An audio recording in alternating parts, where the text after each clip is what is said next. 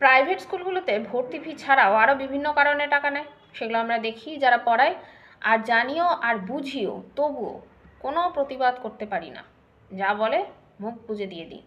হ্যাঁ, প্রতিবাদ হোক বা সমালোচনা সেগুলো পিছনে গিয়ে হয়, সামনে কিছু হয় না।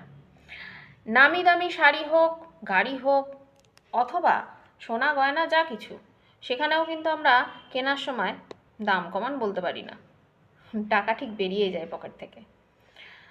অথচ এই যে যারা নামি দামি জিনিসপত্র বিক্রি করছে বা নামি দামি জায়গায় আছে, তাদের কিন্তু একটা ছেড়ে দু তিনটে বাড়ি, গাড়ি, পুরো ঘর এসি, একদম মজায় থাকে।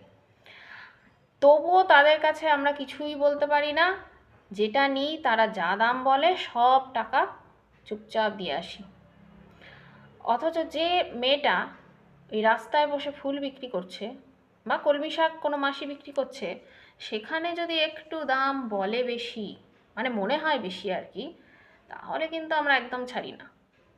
5 টাকা 10 টাকা লাভের আশায় যারা বসে থাকে, তাদের কাছে আমাদের বড় আবদার, মনেই হতে থাকে যে হ্যাঁ আমাদের থেকে বেশিই নিয়ে নিচ্ছে, এত দাম তো নয়।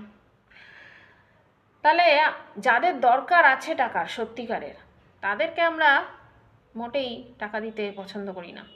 যাদের টাকার দরকার নেই, অঢেল টাকা, তাদেরকে বরং আমরা টাকা দিয়েই আসি। একদম বাস্তব।